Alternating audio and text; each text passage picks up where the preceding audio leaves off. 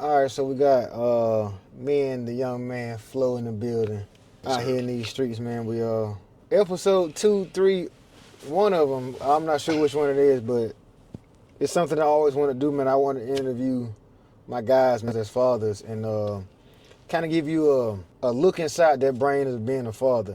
We're gonna talk about his upbringing. We're gonna talk about his fatherhood, his kids, and we're gonna talk about some sticky situations. Because as fathers, man, you know. Sometimes it's hard, but we gotta do what we gotta do.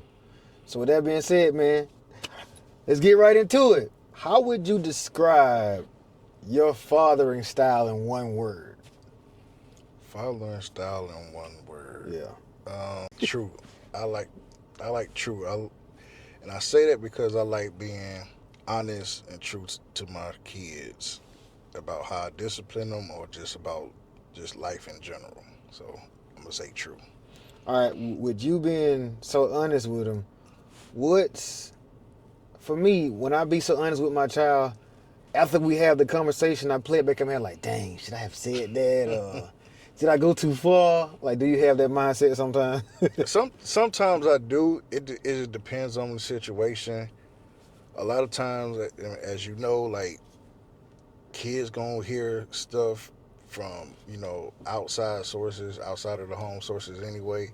But at the same time, like they don't have to learn certain things from us necessarily, but we can go about teaching them things a better way. Like something I have to work on is less cussing, and I've been really trying to work on the cussing part when I'm Mm-hmm. trying to get my point across, Mm-hmm. especially talking to my older kids. So that's one thing I had to work on, and you know, Let's go back to being a father. Okay, so where were you, or how did it feel to know, like, oh, I'm about to be a father for the first time? Like, how was that?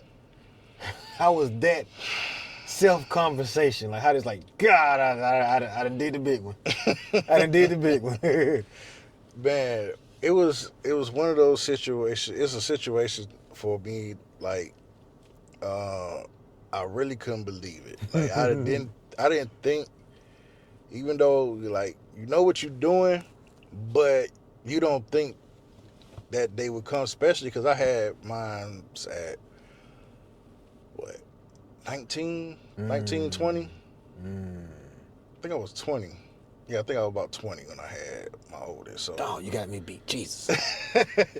so yeah, I mean, but again, I was married at the time, and I was, working on the family thing and the whole career. Mm-hmm.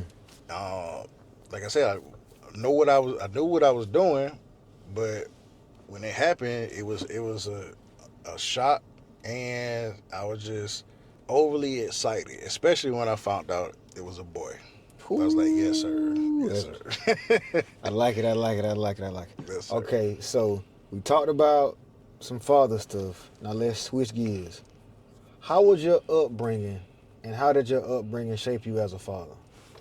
Oh man, I don't know how much time you got, but my upbringing, from what I understand, is kind of a crazy situation, and I'm not saying like it's crazy, but it's probably a more common thing than I would expect or know, because some stuff some information I don't know, but for the most part, I know that half of my childhood I grew up with my grandma. The other half of my childhood I grew up with my mama and stepdad. Mm, Um, I heard my dad was in the picture in the beginning. Something happened. I'm not entirely sure the whole situation, mm-hmm. but he ended up, leaving my mom, and here we are now. So, with that being said, I think my childhood was decent. We had ups and downs in different points and periods of my life, but I want to say I learned a lot from the women in my life, whether Mm, that's my mama, my grandma, my aunties. And, like the thing about the women, they tend to nurture you. They tend to care. mm-hmm. The thing about it is when you when you're trying to raise a young man as a woman, I'm not is I'm not saying that it can't be done. I'm not saying that it can't be done, but I feel like they didn't teach me or give me the right tools to become the man that I am today. Like a lot of stuff that I had to learn was like outside of those women, like from maybe coaches, teachers, friends, peers, or whatever. So, and I'm even today I'm continuing to learn. So, I think not having that father figure was like from a boy was pretty difficult because it's, like I said, it's a lot of things that I felt like I should have learned at an earlier age that would have prevented me from making some of the mistakes that I made in the past and even today. Dang, that's deep. It's crazy that you hit on that because today, like, I started my son on a 16-week training program, and I literally told him because he's 16, I'm 35. I lost my dad at 14 years old. I said, son, do you realize I've been a father longer than I had a biological father? Mm.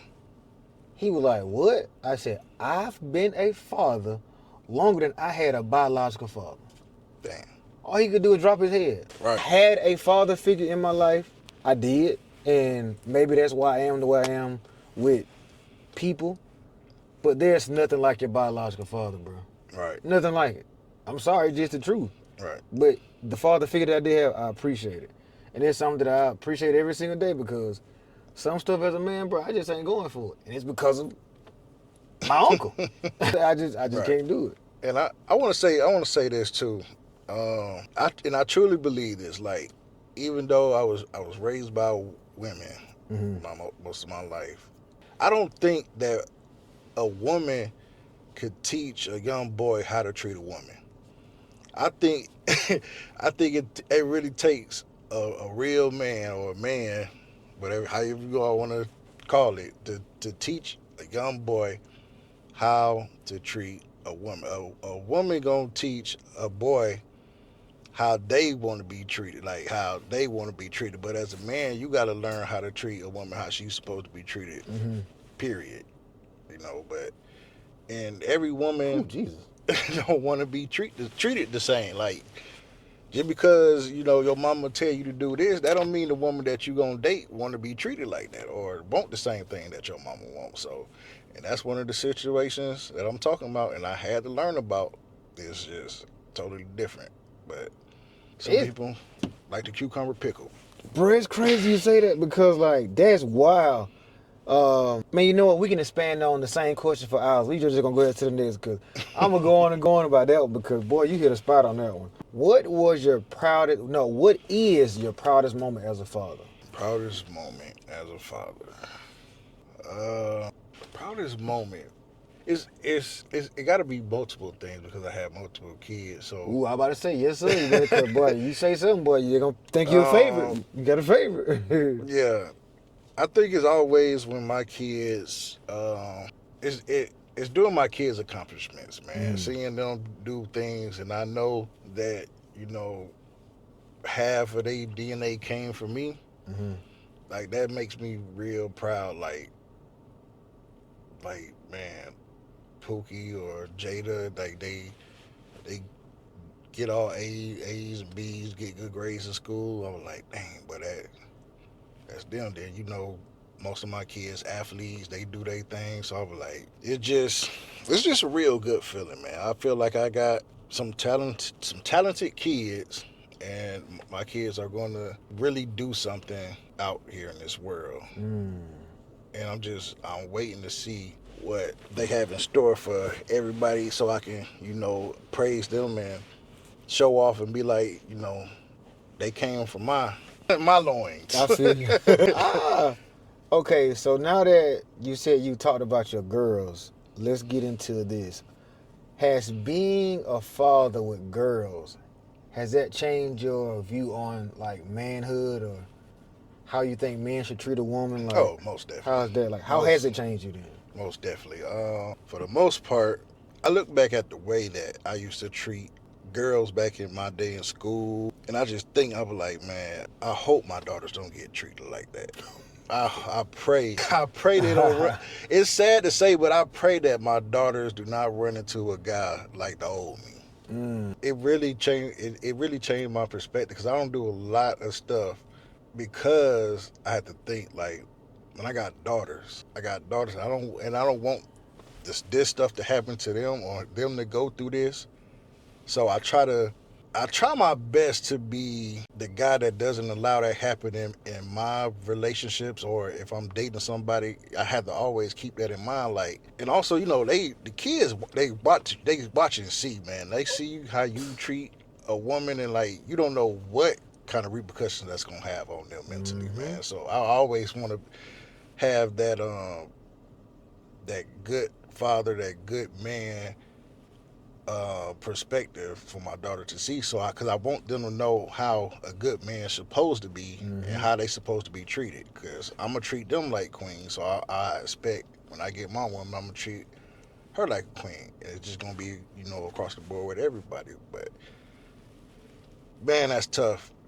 That's a tough one because them daughters really changed me, man. Like I get with my, it's sad to say, but with my sons, I would have been a little more mannish and just diabolical and out there. But like realizing you have a girls, they really set me down and, you know, kind of control a little bit. Earlier you spoke about being married when you had your first child, and I commend you on that.